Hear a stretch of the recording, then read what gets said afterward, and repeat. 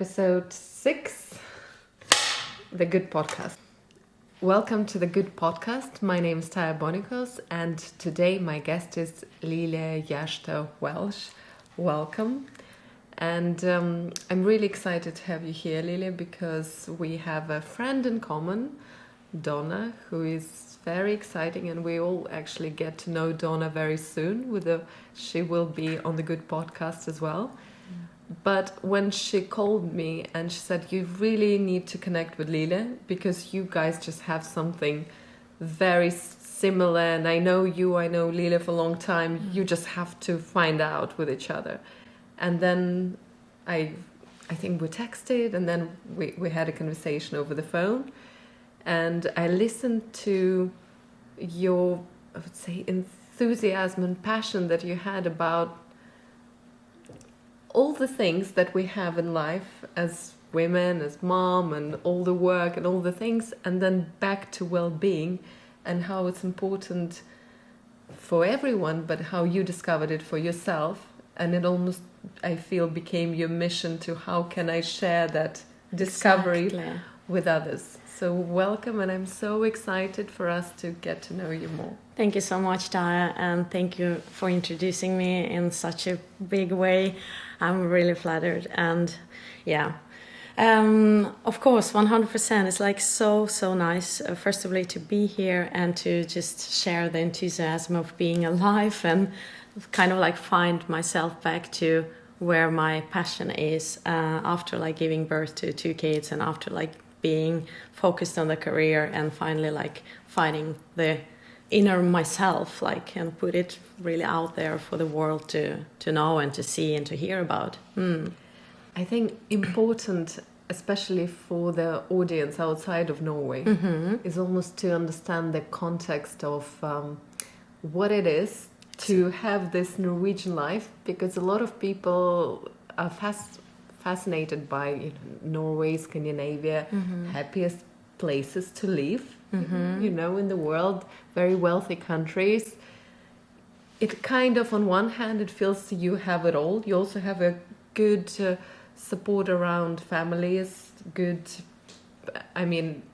very well known Norway to have this amazing work-life balance attitude, and kids can go to daycare since they're like around 1, and it's not in all cultures, and there are so many tools that are here, but also there is a reality of and I will say it from my point of view that I experienced as an outsider. I've been here almost 9 years now, and even when you have it all, there is a reality of functioning. And Norwegian society, I felt very much like you expect to do everything yourself independently. Yes, you have the tools, but the reality is there is no infrastructure of nannies, families, grandparents. It's all kind of you as a small family unit, structures that you have. You cannot kind of rely on anything. You have to basically provide everything by yourself and be that super mom, that superpower lady who really handles everything by her own, by herself. And Norwegians are also very proud, I think, in the culture. It's like offensive to try and do something for them. It's like, no, I can. I'm good enough, I'm strong enough, I can do things myself. Yeah. But that reality of day to day, tell me. Probably the Vikings that can coming in and there. The Vikings, I'm doing all myself. Yeah. I'm gonna go and conquer. Yes. But with the moment when you felt, maybe it felt really difficult for you on your path of becoming a mother, being a mother. When did you feel like, oh, that's a lot? You know what? I think it's like in general, I always have been really. Like, how should I wrap it up, everything? But it's like, I'm like a doer and I like to do stuff. And I really don't like being lazy, maybe because that comes from my background, from my family, because I was forced to do stuff all the time, not being lazy, sitting in the room, but like go out and play, or like go play piano, go do some math, go clean. So you didn't have any time of like... I can see myself as a mother, and that's what I say to my kids all the time. But I do the same as well. So the path is going like further. We give it to our kids. But so tell me, actually, before you even answer, tell me more about your family. So what are your roots? So my roots is I was born in Russia, in Murmansk, but I grew up in St. Petersburg. And in 1995, which is like ages ago, I moved to Norway, to a little small west coast town in Norway called Molde. And it's a really little one. And my expectation of moving from big city, from Russia, big country, to Norway were like, I was really, I thought that would be like watching Home Alone, with the big buildings, all these big grocery stores, all these shop stores. Yeah, New York. I thought Molde was New York. But I realized really quickly it wasn't at all. It's a small houses. It's basically really like a village. People have their own dog or cat or whatever, and they stick to themselves. They're really closed. They're not like open. They don't want to talk. So people were really like closed and not like really welcoming. At that time in Norway, it wasn't that many foreigners either. So I remember when we moved and when I was placed in at school, in a class, it was a Norwegian class, Norwegian school, Norwegian everything, but we had like a little group of 2-3 students that were like foreigners. So it was like one Polish girl, one Bosnian and one Serbian, and it was me. And we got placed together to learn Norwegian. And of course, as a kid, you do have ability to learn Norwegian very quickly. But still, it was a bit of culture crash because you were coming from a big country. You do have this expectation of not being lazy, and then suddenly out of the blue, you could do whatever. I could like go in a, sorry to bring it back, but when I was in Russia, I remember sitting at the classroom, you needed to like put your hand up, like this, and it's supposed to be like really in a very right way, yes. Not like no. You better work on it. And after you get the attention from your teacher, then you can have a word of talking or whatever you wanted to communicate. But in Norway, when I was sitting like this, they were like, "What are you doing?" And I'm like, "No, I'm supposed to giving a contact to the teacher." And they're like, "You don't do it here. You just stand up and go. What do you want?" And I'm like, I wanted to go to the toilet. And they were like, "You just go." And I'm like, "Wow, that's really like freely country." So even being so freely and so open, they were still really like close to the own community. So it was a bit difficult to maneuver and to figure out and to really fit in. But after like growing up there a little bit, little by little, I started also to do stuff. I started to dance. I started to work with a model agency, and not as a model myself, but as a model instructor for this young girls. That's very cool. And that's besides like going to normal school and doing normal things. And that also gave me a little like small visions of how easy it can be in Norway. Also, if you really want to do something, you can actually just do it and just freely work it out. And the local newspaper started to write about me, started to write how successful and how good it is for the community, for a little Molde, to do these small shows, dancing shows, to do these small model agency shows. And I was like, okay, I thought, okay. So what was the first thing that you did that basically brought attention to you in small place? Right.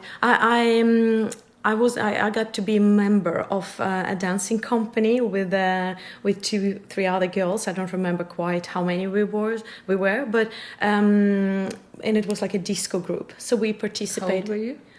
At that time, I think it was like 14, 15, Okay. I think, yes. And we participated like local shopping malls, and we did some shows and it was like not because we wanted, but we got hired to do the job. And that was really, really cool. So we gathered together, we did the choreography, we maneuvered like, did the kind of like motor show, fashion show with the, for instance, it is a small shopping mall called Roseby, and which is like Rose City, but anyway, and we did a lot of shows, and we got into newspapers, and suddenly I wasn't that weirdo from Russia anymore. I wasn't that weird girl who came in and was like a foreigner with 2-3 others in the school. Suddenly I became a cool girl. When you changed that feeling within you and you felt like, okay, I am the cool girl, I am one of that, I feel I belong. How did it affect your life? How things changed for you? So after that, I felt that it got easier. It got easier in communication, got easier to process all the Norwegians' traditions, all the communication, actually everything that based into this young life of a young girl. It got easier, it got better, it got a bit more accepted. So I felt I got accepted. And that kept me going further because I felt that Molde wasn't like big enough for me. And I think that's because I'm a bit ruined in Russia, because we were kind of taught to be something more than just average. If we were average, then you're just one of the crowd. But if you're a little bit better in mathematics or maybe in physics or in, I don't know, it can be like music, it can be cultural stuff, but a little bit better, then you kind of shine out of the crowd. And I wanted to be that cool girl that goes further and shining out of the crowd of Malta. And so I went to Oslo, and I saw a big fashion show also in a shopping mall, and it was totally random because I was visiting some friends in Oslo with my sister, and I was like, wow, what is this show? What is this all about? Why is it big show and so much more fancier than I expected? And that was a fashion school, Esmod, that held a catwalk. Do you remember the location? It was at Byporten. Yes, so it was like in central station, not so far from there, in a big shopping mall there. And I took the brochure, and it was saying like, okay, Esmod, a fashion school, and it was French-based school, but in Oslo as well, and they had like locations in 40 other countries. And I thought like, okay, I need to go to that school when I'm finished my education in Molde. I need to apply for that school. So I did, and I got in, and that gave me like that continued my journey further to become a fashion designer or a product developer who I am today. And I'm so happy that I like randomly discovered that opportunity. And even though it was in the first year of the Esmod, it was many people who are like maybe students who applied for it. So I think the first year of the group, it was 30 people, and then the second, it was half of it. And the third year, which was like the diploma year, the graduation year, I think was, I don't know, around 10 students who really made it and maintained at school. And so I graduated, took my diploma, and I thought I need to go further. What's next? What's the next exciting? And the next one was, I thought, okay, let's be a little bit smart. I do have my diploma collection, and why not taking that diploma collection, build it up a little bit more, add some extra styles in it, make collection a little bit wider, and to just present that at Oslo Fashion Week. So I contacted Oslo Fashion Week, and I asked them what is criteria to be participant at that Oslo Fashion Week, and they're like, no, you need to have a collection, and you need to have education, and you need to be a designer. I'm like, okay, check. I'm all these 3 things, so let's do it. And they're like, okay. So, and then do you remember the year when was? It was 2005, transition to 2006. Amazing. Yes, so I participated as one of the first from Esmo to do the Oslo Fashion Weeks right after from the school. and it was nice. So, and then the Norwegian papers were like writing about this, and Was it clothing or? yes, it was clothing. And actually, I took my heritage from Russia and I combined it with the fashion and a little bit of workwear style. So it was like jeans with maybe like a leather jacket and a big fur, like, you know, the collar or the hood with a lot of fur on it. So, and why fur? Fur is like really like no-go right now because of environmental situation and the world just in general. So I know that the fur industry is really like on the thin ice right now. But my last year at Esmod, I actually did the specification in fur. So I got sent to Copenhagen, to the Saga Furs of Scandinavia, to do a workshop there, to be there for a week, to learn everything about fur and leather, to use the sewing machine, to color the fur, to cut the fur, to make the creative fabric out of fur.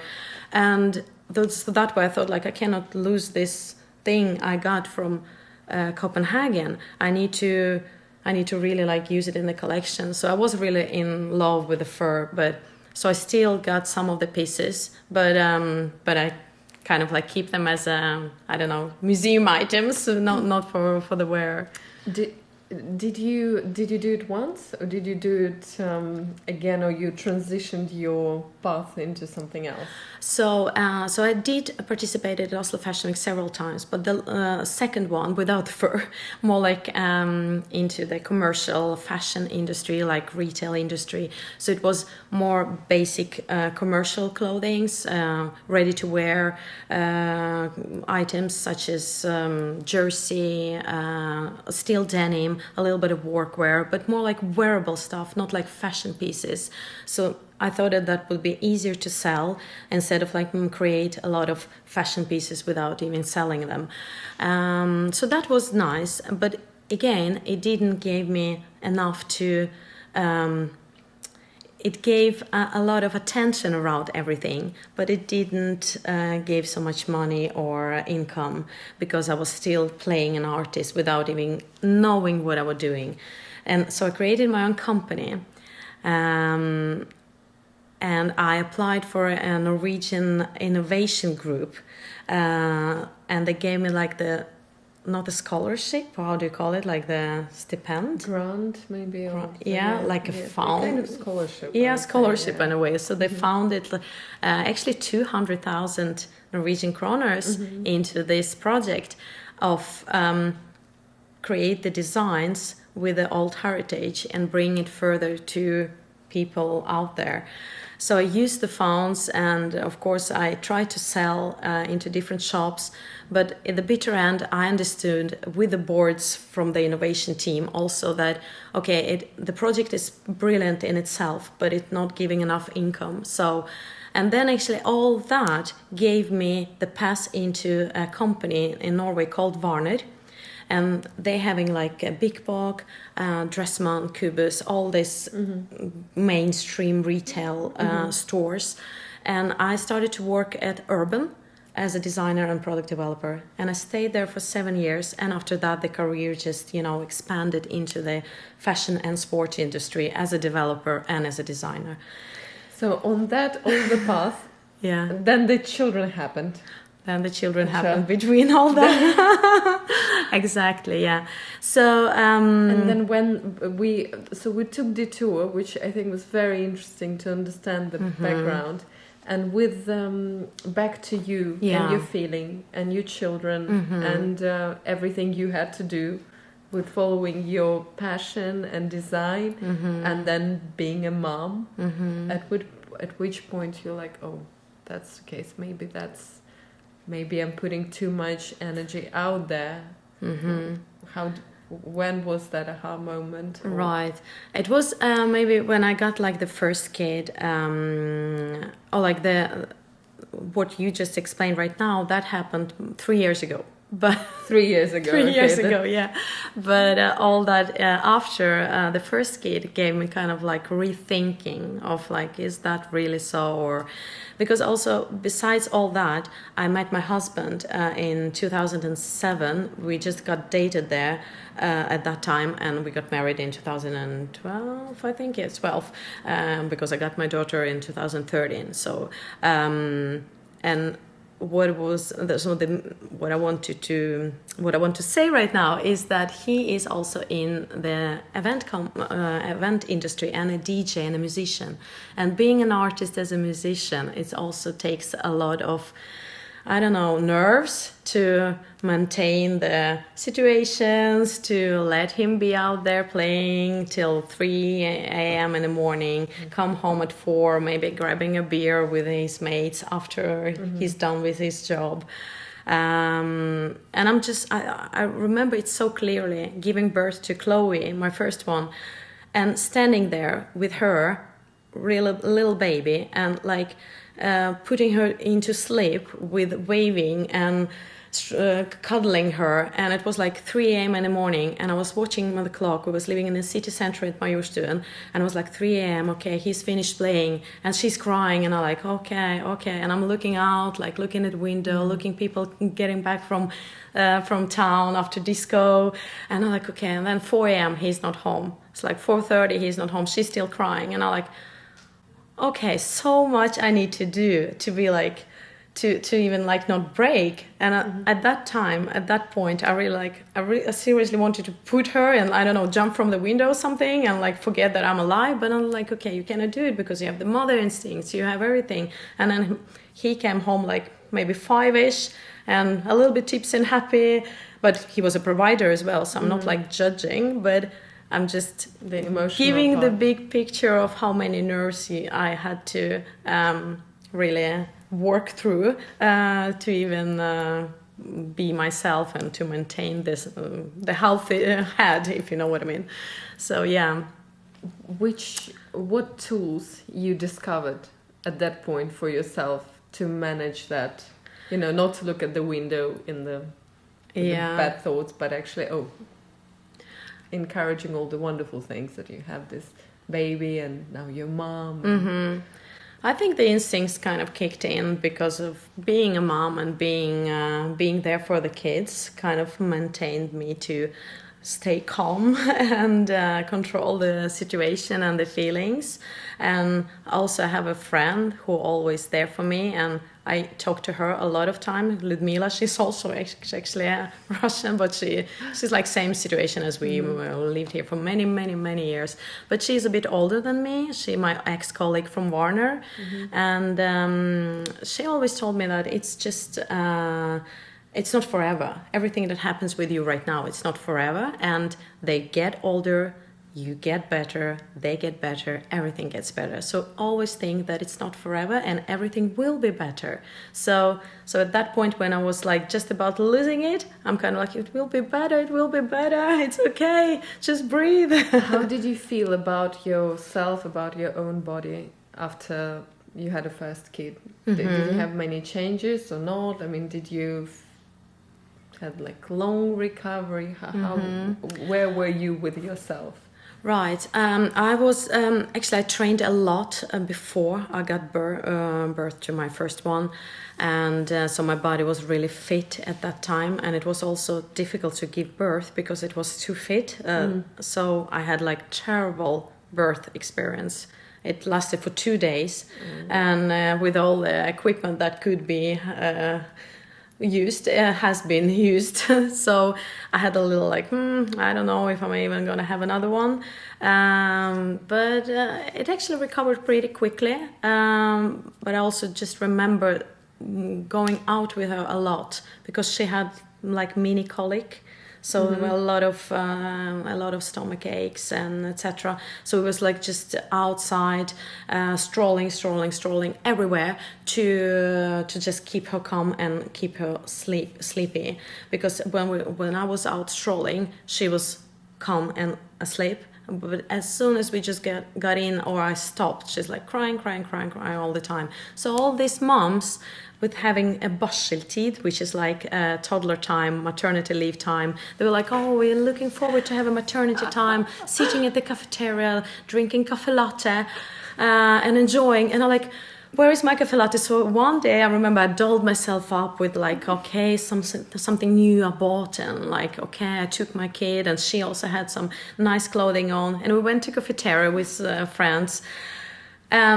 I was like, okay, I ordered a latte, and then she started to crying, and I'm like, where's this nice time? Why are all the babies sleeping in it? No, not mine. And I was like outside waving to them, like, yeah, I'm standing here. It's okay. I take a takeaway cup. It's okay. So this is the biggest trick of the I would say some bigger states or governments, that people feel like, oh, there is support there and it's so great and I should have children. Yeah. It's actually, and you're basically standing alone. And then you don't, yes, you have financial support, but then you don't realize, okay, you have that year.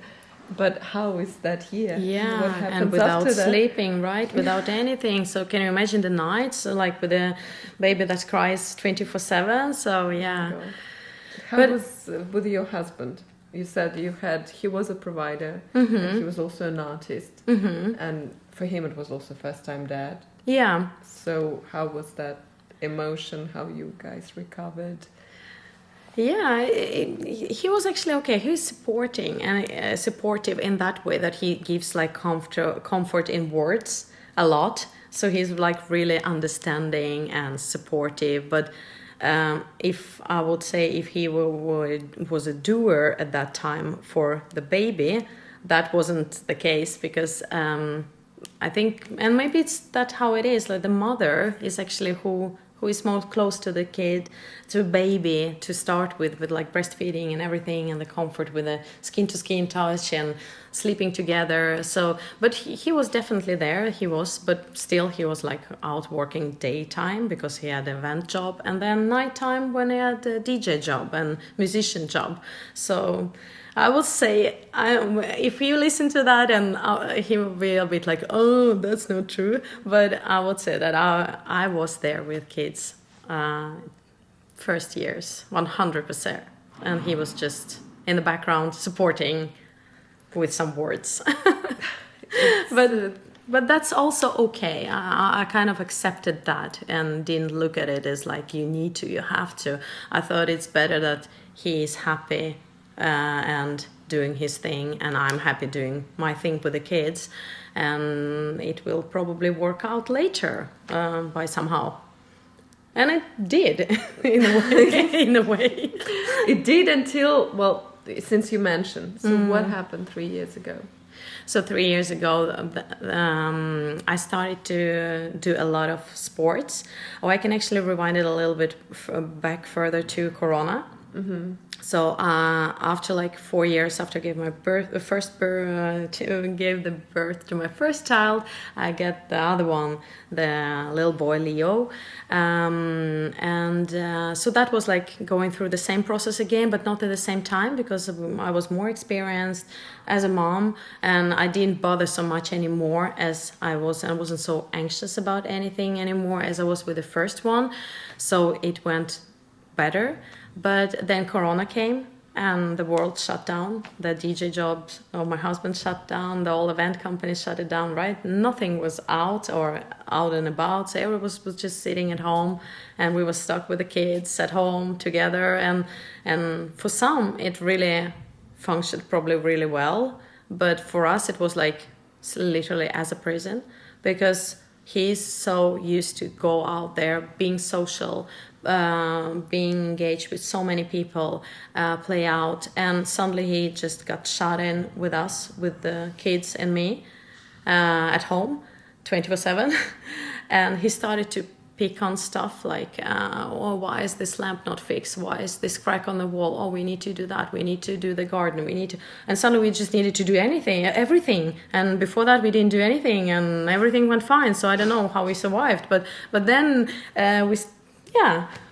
he started to be a little like more fixed on small stuff instead of big stuff because he had so much spare time.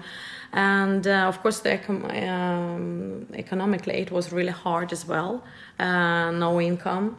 And Norwegian government, they give you a little something, but it's not enough to maintain the loan that you have, all the stuff that you're supposed to have to function in a daily life. Just suddenly wasn't enough economically. So it was really, really, really tough.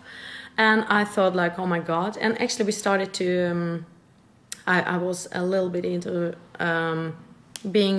started to be a little bit lazy and having a glass of wine every evening to calm the nerve. And then every evening was like every day. And then it was like 2 months and 3 months and like, okay, so it's like, and then I saw myself kind of like from outside. I was like, I don't like the situation. I don't like why is the only thing I'm looking forward is to have a glass of wine in the evening.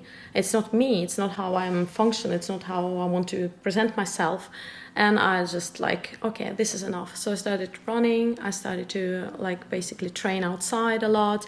And he was with me. We was doing that together. So that was like, okay.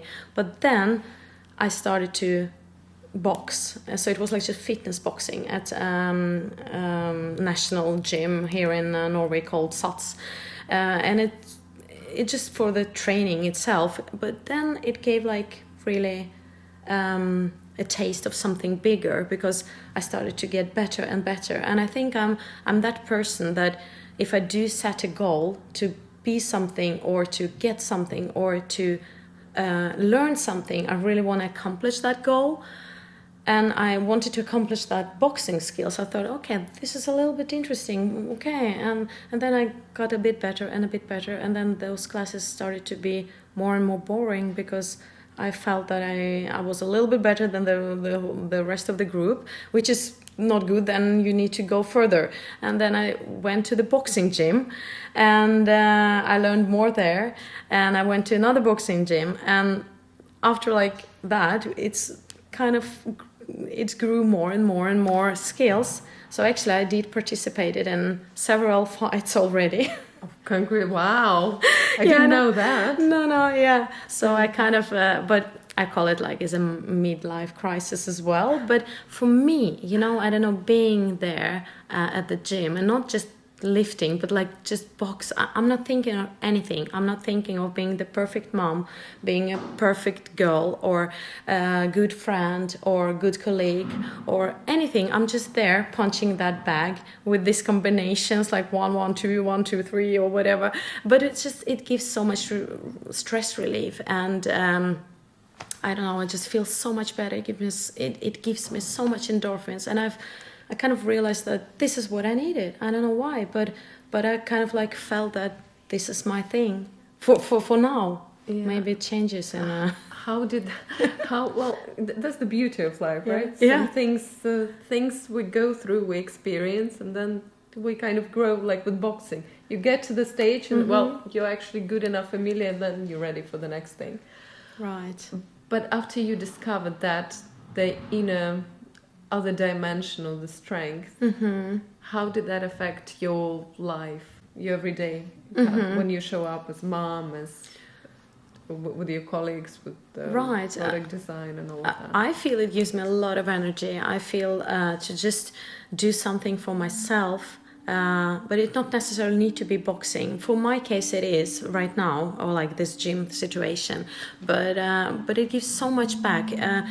I feel like I can inspire others with my healthy mood, with being like polite, with being more calm. The situations like between when I look at myself 5 years ago, where I kind of could snap of like driving the car or like being irritated of small things. Now I'm kind of like, I let it be. It's okay. It doesn't need to like use the energy for so small things. It just, so I feel it kind of calms me in my sanity and gives me more, I don't know, free mind or like positive mind or, yeah. So I feel much better. But then sometimes my husband says it's like I train too much. It's also a little bit balance, because when I overbalance, when I'm not balancing enough and training maybe 2 or 3 times a day, then I get, of course, tired, and then I get really moody. So I come home and I get my shitty mood into home, and he's like, "Where's your endorphins?" It's like, training's supposed to give you endorphins, and now you're like so moody. Why are you so moody? And I'm like, because I'm tired. And he's like, yeah, but then you cannot train so much. So the balance is also a key point. How many times a week do you train? Oh, that's every day. Every day. Yeah, and sometimes twice a day. In the morning at 6 a.m. So before kids wakes up, they wake up at 7. Yeah. So does Chris, my husband. So I sneak out like 5:30. I wake up, and then 5:45 I'm kind of Pink Panther out of the house. So I crawl out of the house into the car, and I go to the gym. I do the session, and then 7 a.m. I'm done, and then 7:15 I'm home again, and then I can do the lunch boxes and breakfast and coffee to my husband and myself, and then off you go, kids, and then to work, and then I do some evening sessions for the boxing. And what time will be the evening session? That's sometimes it's from 6 till 8, but that's a prime time with the homework and stuff. So we have a little issue at home that I cannot do that anymore. So it's from 8 in the evening. Or if I don't have time to do that, I just do a little run outside, a jog. But sometimes I just feel that I need to do a little jog, or like do something at least in the evening as well, to do another stress release. So it's kind of like in the morning and then in the evening. And what time you go to bed to get up at 6? And if you're doing evening I have session? too little sleep. Yeah, it's like 10, 11, and then I don't fall asleep until like 12 maybe. So yeah. So you're like sleep deprived. yeah. But high on endorphins. But then another friend of mine says all the time, you can sleep in a coffin. Oh, yeah, I feel but like I don't know. Is that a Russian saying? Maybe it is. I've heard that a lot. I remember the first time I've heard that, I was about 10 years old on the birthday party with my friend, with my classmate, and her mom, and was like the coolest girl in the class, named Christina. Hi, Christina. And she's like, and the party went a bit later, and it was like in some restaurant, and it was very exciting. We were like 10, 11, like, oh my God. And it did get quite late, and the mom, who was I thought she was super attractive, interesting woman that most of other girls look up to. And she's like, girls, it's like you can sleep in the coffin. It's like you've got the energy. It's like forget about all of the sleep. And then I've heard it many times after that. But I feel it's that kind of Russian. Probably it is something. Must be. Keep going. Don't sleep. Just do it. Get better. No sleeping. But then you need a sleep. You need a proper sleep sometimes. Yeah. So yeah. So how with moving forward? Yeah, sure. With having that tools and discovery of strength, of another dimension of you, the physical dimension that actually adds on to your life, brings balance in a new way, even in that super busy life that happens. And also, as you mentioned, kids, work, no parent support, as we just talked. Right. Mom, with the dementia. Which is very difficult. Yes, 100%. And all of that, and no dad. And then through that sport, I feel that gives me really power to continue and to maintain, and not to be like not feeling pity about myself, or so I really think that's the sport stuff that have got me here. But I'm more than sure that maybe for someone else who maybe who's a more yoga type of person, or maybe a more artistic person, I think it's just so important to do what you like and love, and that gives you this thrill and that energy and that really like a desire of something. You just need to do it. I just need to find some time to do it. So for me, it's like so important. It's like, I don't know why it's so important right now, but like really big deal. How many years you've been in this mode of really big? Now it's like 3 years, and like really 2 good years with boxing. But the first year it started like with just a gym and just getting out, and but like three good years, I think. What is your next step and your next stage in a sense of, I felt when we talked first, you had that mission and you want to share it. So how do you feel, how do you want to make it more real and clear for others? How do you see it? I think like what I really want to do is like to inspire. So I also look at myself as an inspirator in a way, and I really want to give people that energy and that good vibe, that hope that it's not too late, even though it's a midlife crisis, either though it happens when you're 30, 40 or 50, you still can do other type of hobbies. You still can discover something new about yourself. Like never give up, never like fall asleep, yeah, like sleep good in the nights, but like not fall asleep like losing it, or like don't get any depression, because it's like life is so short and we need to fill it in with joy and happiness for ourselves as well as moms, as females, and of course be there for the children and everything. But it's like I really want to push this idea of not just forget yourself, not just give up on yourself, like really kind of awake yourself to do something. You know, if it's like reading, okay, so dig in, read. If it's like traveling and saving turtles, let's do that. If it's I don't know, it's always a room for learn something new and not die within yourself. You know, on that point, I'm going to say something slightly controversial, Yeah, but sure. something that I observed.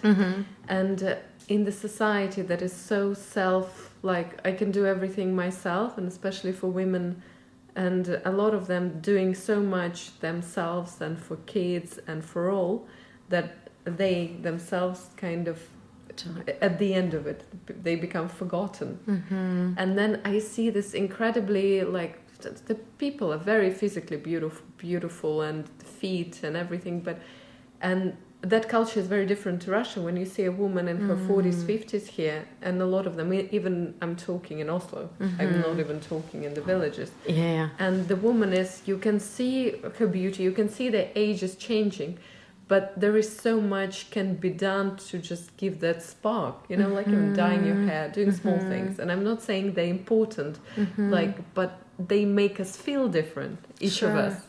And I feel because many women are so busy just servicing others, whether it's a family, whether it's work, whether it's whatever, they are not looking back after themselves. And then at some point, I think it dawns upon them, like, oh, what happened? And they look in the mirror. It's like, what happened to where this the cute girl? goes, yeah. Where it's like I'm like exhausted, grey hair, really. And I feel it's changing, but here in Norway, it's like almost this is some wonderful part about Russian culture. Actually, even though there are many elements that are questionable, but that part of, you know, as a woman, you do need to present yourself. On one hand, it's vanity, but then it gives you so much inner strength and reminding yourself that actually I am important, that it's important how I feel, how I look, how I show up in the world, not only servicing others, but as myself. I love it. I love what I hear. Yeah, and it's true. Yeah, and thank you for having that message, especially as someone who's very integrated, who's very Norwegian, because I feel someone like myself, I still judging and not judging, but I still show up as a bit of an outsider, even though I've been here for many years, but I have a bit of language barrier and things, so I'm not yet, it didn't quite yet happen. I'm not that like cool Norwegian girl yet. But you know, Norwegian people are like they're very like how to say, they're not letting anyone into themselves. And even though I feel myself 100% integrated with like language, with society, with situation, with everything, and still, yeah, then sometimes it's kind of like I'm like as a red flag, even though like but it's like we also have something that's called Janteloven, which is like not sticking out, right? And if you stick out, you become this, oh, why is she sticking out? Why is she cool about herself? What's wrong with her? Why is she thinking so much about herself? Why is, right? But then, of course, when I show them this positivity that I carry around myself, then they're like, oh, okay, she's not a threat. That's okay. She can be like this. It's okay. But I feel that it is something that they're not opening. They're not giving you like the hands. They do give you a hug, but the hug is like still a little bit cold, you know? Maybe because of the climate, I don't know. Maybe because Norway is so north. But then we have other countries as well. That's a very good point. And thank you for sharing. And I think so many things you mentioned resonated with me today. And on the sport level, everything you said, I mean, I don't do boxing, but I do like it's like I have other outlets, and I've seen you on Instagram too. You do some sports as well. I'm mostly running a lot, and this is my point. Amazing. This is the moment when it's me time, and it's point of. I usually do it after the kid. I try to do before, but a bit tricky in my routine. But the kids are gone, and this is before I get into all the other things. This is just moment of just stillness, or just let go. Even if I'm listening to something, it's like I'm just letting be myself, feeling the world, and that this time, and combined for me with running and I love doing outdoors with nature. It's absolutely invaluable, and then it calms me down, and then I'm, as you said, like in Zen. Exactly, and I still probably go crazy. It's that kids and some drama, but it's much more diffused, of course. Which then makes me feel, well, I show up so much better as myself, as a mom, as someone to cooperate with, and it's a beautiful tool. That I think if somebody haven't explored it yet, they need to just get out and do something physical. Absolutely. Yeah. So the big message, if you're not doing, and especially if you're feeling down, just get out and do it. 100%, yeah. And I also wanted to mention that, of course, like being a strong woman, that's same probably with you as well, accomplish a lot of stuff by yourself. But still, though, even if it's by yourself, we do have this how should I say, apparat, like structure, or we do have a team as well behind us, and that's our husbands. So that's also without that, I wouldn't have 2 kids. Without that, I wouldn't be able to do what I'm doing. I could. Of course, by myself, alone, as a strong woman, independent. Yeah, of course we are. But I think it's really nice to just give a little shout out to... it's so meaningless to not having a person in your life who supports you, just with some small attention here and there. And I think we're really lucky who does have the family around and beautiful kids. Or if you don't kids, if for someone who doesn't have kids, so... whatever, if you have some family around you, I think it's also a little superpower as well to bring it with you on your journey. I absolutely agree. Thank you, and shout out to the husbands and the family and everyone. Thank you so much for being here. Thank you, Lilia. Thank